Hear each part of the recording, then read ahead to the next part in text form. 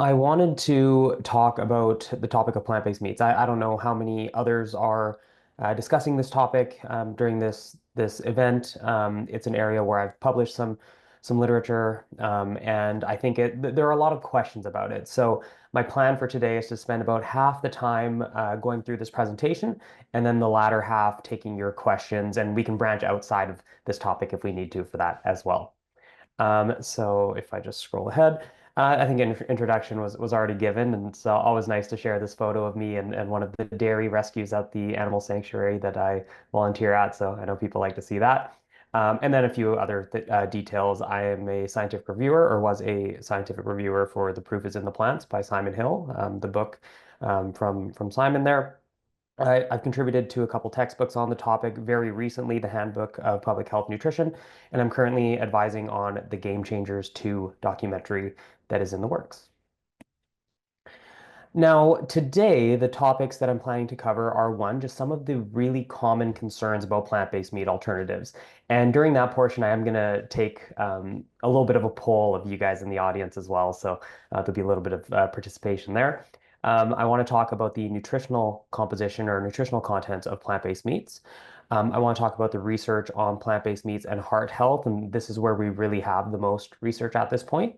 I want to, discuss whether there really are conflicting results as some relatively recent headlines have suggested. There's a little bit of research on cancer that we're going to look at, and there's a little bit of research on bone health as well. And we'll finish with just a couple slides about the environmental impact to kind of cap off the presentation. So these are some of the headlines that I'm referring to, and these came out just last summer in June. You see top left here, vegan fake meats. They always call them fake meats, of course. Increased risk of heart deaths. Vegan processed foods, ultra processed vegan foods, and then they typically highlight, as we see in this bottom article, meat alternatives specifically. So later on in this presentation, I'm actually going to go over the study that spawned these headlines. But I just want to put it out there that this is something uh, that is a very prevalent narrative across the media and especially on social media as well.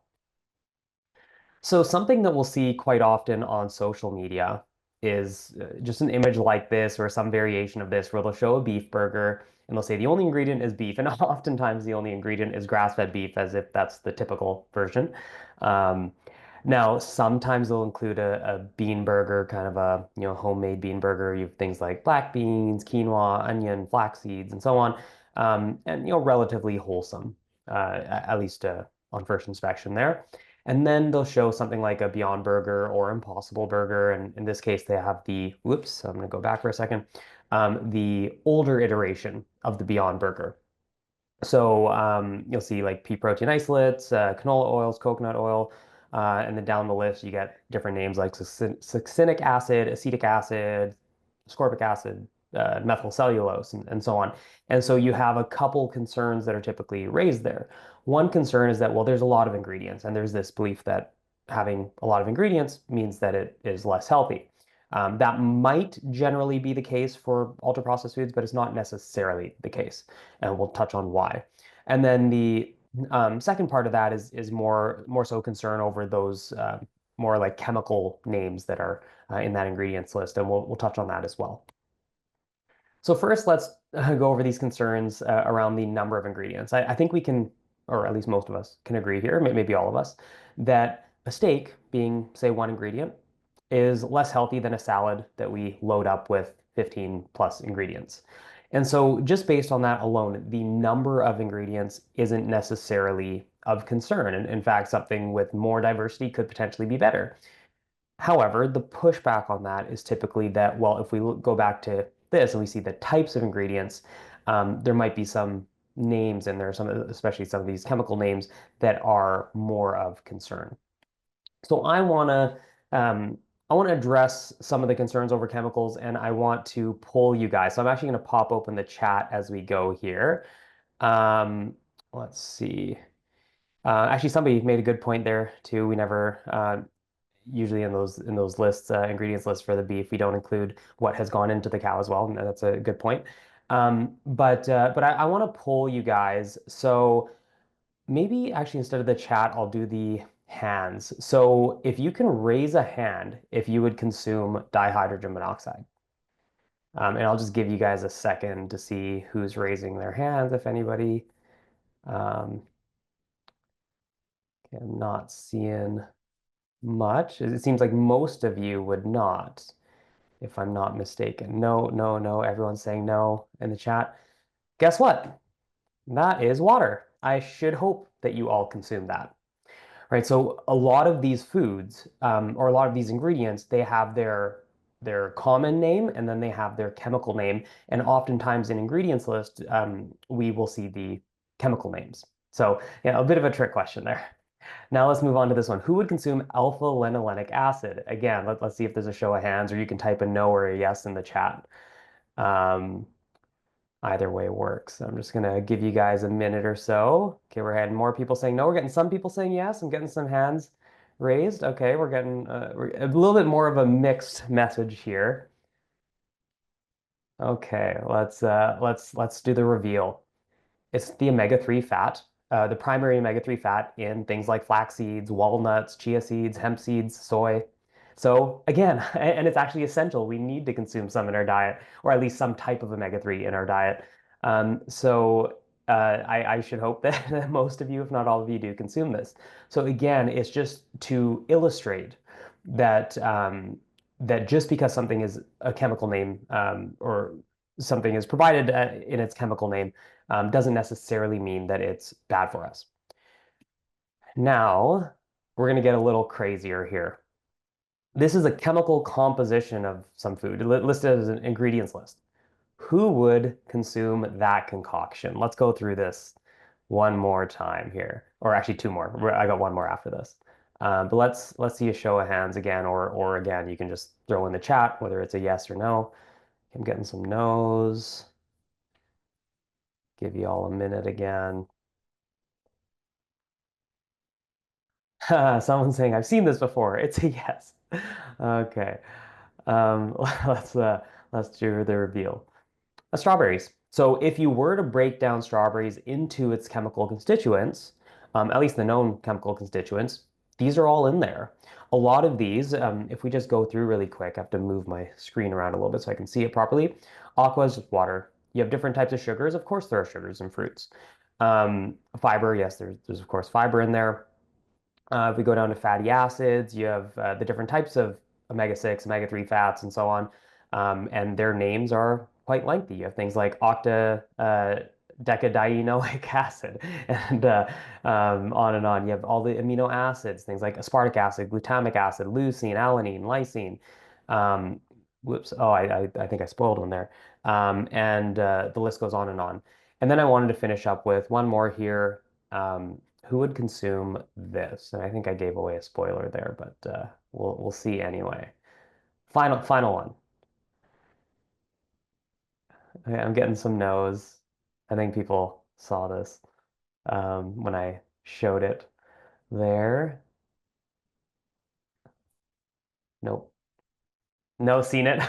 Yeah, that was too bad. Usually I get people with this one, especially if I'm speaking to a plant-based group, because um, you just don't eat eggs anyway. But this is, again, just to show that um, if you were to break down pretty much any food into its chemical constituents, they can look, quite frightening, and in the way that these chemical names are written out. And so if we go back to this for a second, when we look at these, you have the pea protein, not a big deal. You have certain oils. They've actually switched this now with the latest iteration of the Beyond Burger. It's avocado oil. And I know there's debate over the oils, and we can talk about those maybe during Q&A. But you have, yeah, a little bit of salt, of course. Succinic acid and acetic acid are just naturally found in foods. Like acetic acid is the primary component of vinegar.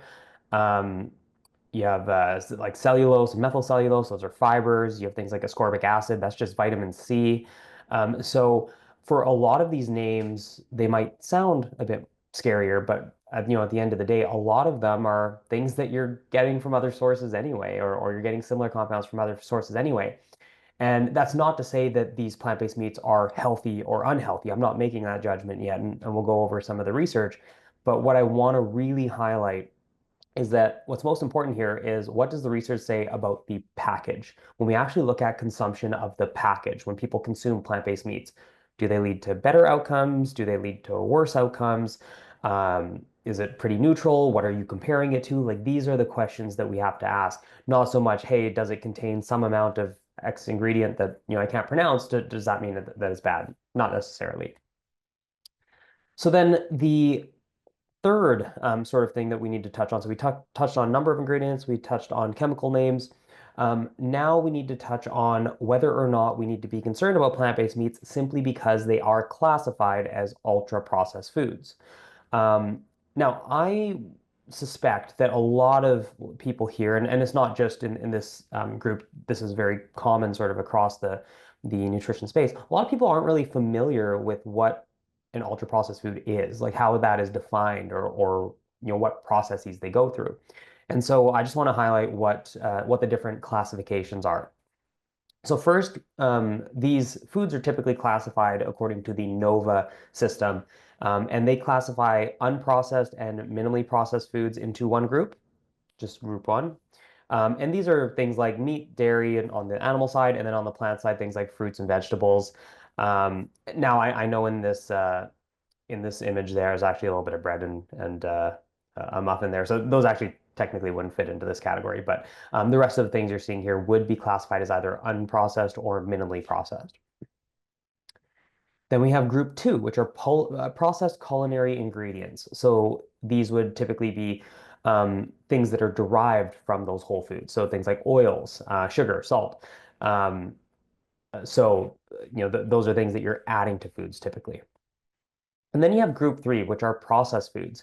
And these are created by adding those culinary ingredients to the whole or minimally processed foods. So even if you can vegetables, and because they're typically suspended in a saltwater solution, they are now processed foods, even though nothing else has really been done to them. You can have canned fish, that would be a processed food. And then even like whole wheat breads and things can be classified as processed food. There's a little bit of nuance to that, which we'll get to in a moment, but just to show you the sort of variety that you can have here. And then finally, when we get to ultra processed foods or group four foods, these are basically foods that have been created um, through adding ingredients via an industrial process. So, um, these can be a range of foods from sodas to processed meats to plant-based milks, and to, again, breads, even whole wheat breads. So, how can breads in particular be classified into ultra-processed or processed foods? Like how do they, end up in both cases? Well, actually, you can have a bread made with pretty much the identical ingredients that you would otherwise pick up from a store, but if it's made in a home or in a local bakery or something like that, it could be classified as a processed food. Whereas if it goes through that sort of industrial processing and packaging and everything, it could then be classified as an ultra processed food, even though it's essentially the same food. And this is why there has been actually some pushback against just the blanket labeling of ultra processed foods because they are all created different. Obviously, a soda isn't the same as a plant milk, and a sausage isn't the same as a whole wheat slice of bread. They're very, very different. And what's really nice is recently, over the last, I'd say 5 or so years, we've had studies that actually separate out the different types of ultra processed foods. So, for example, you might have a study where ultra processed food consumption as a whole is associated with a higher risk of cardiovascular disease, type 2 diabetes, and some types of cancers. But when you break it down further and look at different types of ultra processed foods, it's usually the sugary beverages like your Coca-Colas and Pepsis and whatnot, and your processed meats like sausages and bacon and so on that are the main offenders. They're the ones that are most strongly associated with risks.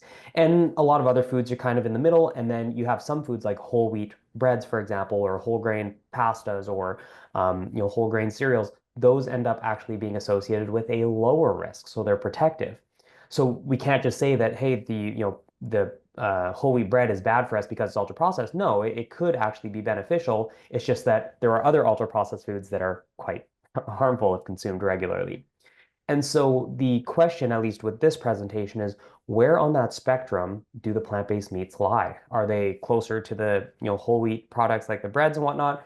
Are they closer to the sausages and whatnot on the, the more harmful side, or are they somewhere in the middle? And so that's what we're going to try to tease out as best we can based on the limited data thus far.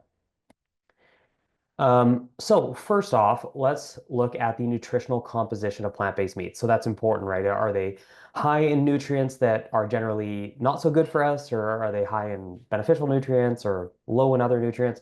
That's sort of where I would start. And especially looking at things like saturated fat and fiber and whatnot, because we know that those impact heart health. And the nutritional composition actually varies a lot between products. You can have two plant-based meats that are very, very different. And so that's something to really consider when we're choosing, plant-based meats if you are choosing to consume some. And I will go over some of the tips around choosing healthier products. But we can look at just common themes, like on average, what do we see with plant-based meats? And my colleagues and I actually published this paper in the Canadian Journal of Cardiology last July, where we reviewed the available research on the topic. And so I want to touch on the first sort of two-thirds of this now, and we'll get to the latter third in a bit. But we see that plant-based meats, they generally rely on one of four protein sources. So soy protein, like the Impossible Burger, for example, pea protein, which is what Beyond typically uses, mycoprotein, which is a fungal-derived protein, very similar to what you would get out of like a mushroom. But that's isolated, and that's really found in what are called corn products. You may have seen those on the shelf, QUORN. They're like a plant-based meat alternative using mycoprotein. And then vital wheat gluten, which is the primary ingredient in seitan, so a wheat-based protein. So those are the four most common protein sources. And then for the fat sources, the most common ones are either vegetable oils, so things like canola, sunflower, etc., olive oil, or coconut oil. And of course, coconut oil would be very rich in saturated fats, where those other options would be much lower in saturated fats. But on average, if we compare plant-based meats to the meat alternative, so if you compare plant-based sausages to animal-based sausages or plant-based burgers to animal-based burgers, we generally see that the plant-based meats are lower in saturated fat, lower in cholesterol, obviously because cholesterol is only found in animal foods, higher in fiber, again, because fiber is only found in plant-based foods. A bit higher in carbohydrates as well. Again, because actually not all, but most animal foods are very low. And then lower in calories based on some of the studies, lower in monounsaturated fats, and then higher in those heart-healthy polyunsaturated fats. So with those findings, we're generally seeing a profile that is more heart-healthy than you would get from meat. However, the protein content and the sodium content was all over the map. In some studies, they found that plant-based meats were higher in protein or sodium. Other studies, they were lower in both, or vice versa. We need to look at the individual products to really draw conclusions around, is one product higher in protein than another? Now, I did make up this table using a few different products just to kind of highlight some of the big differences.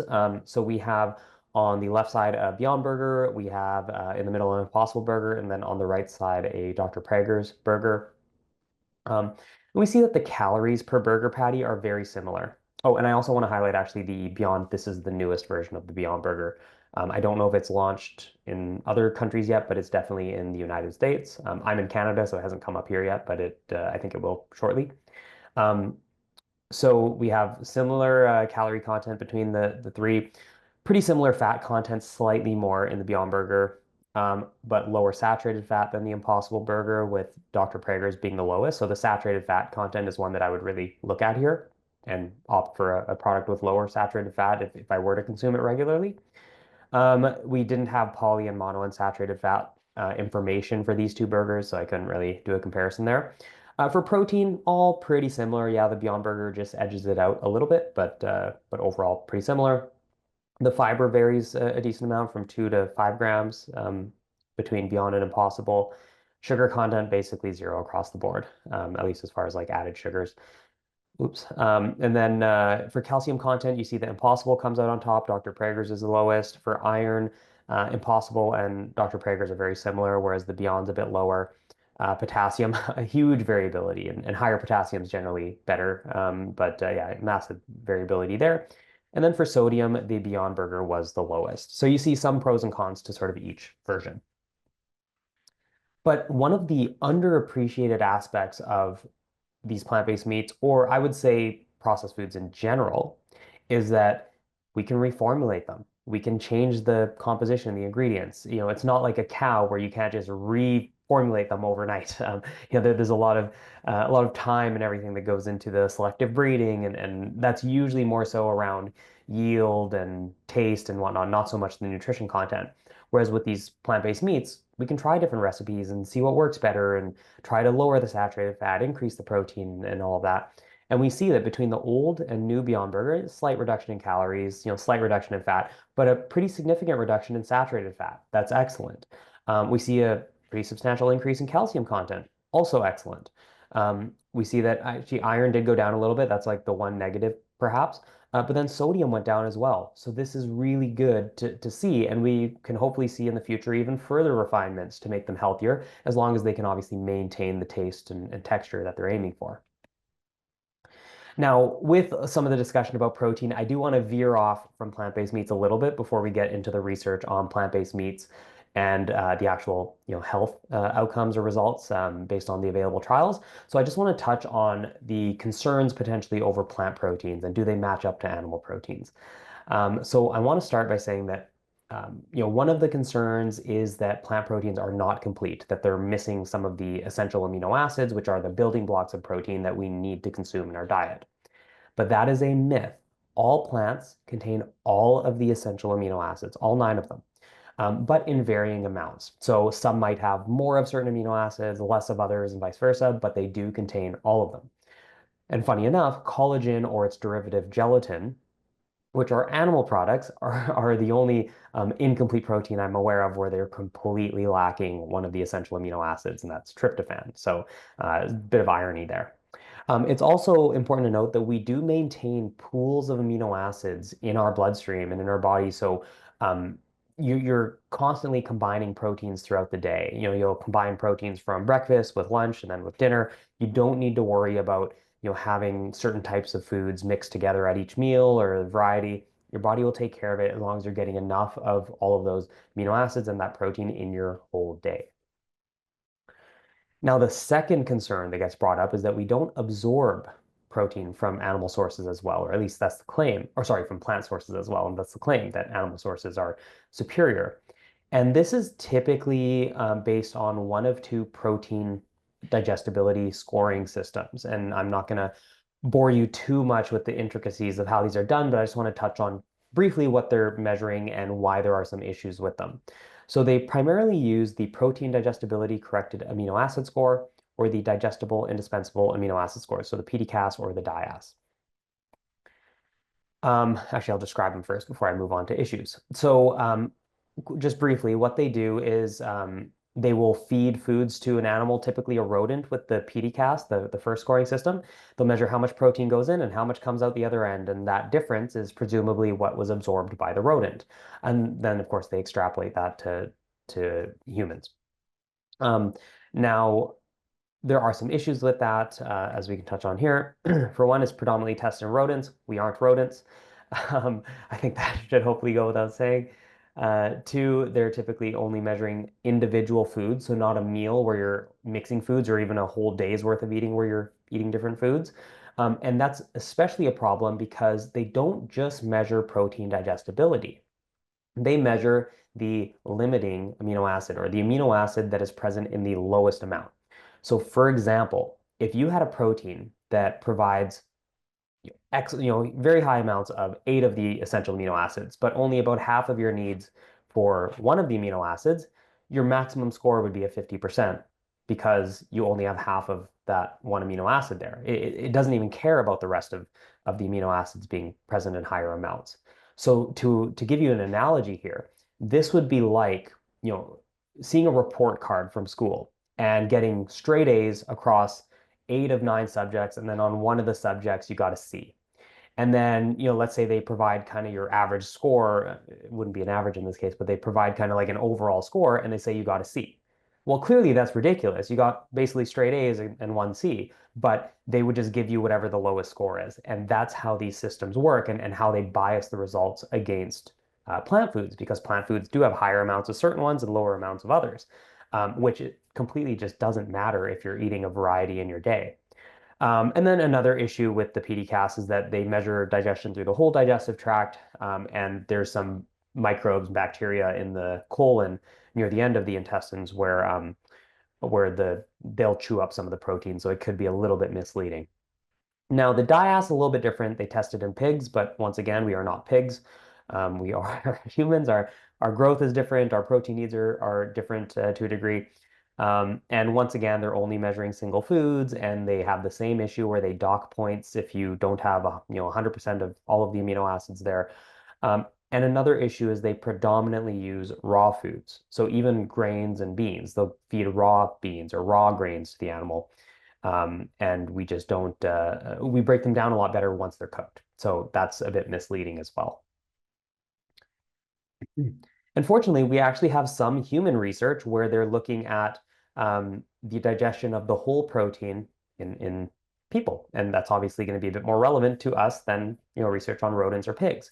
And we see that the true ileal digestibility, so right here, if you can see my cursor, that's what we're looking at.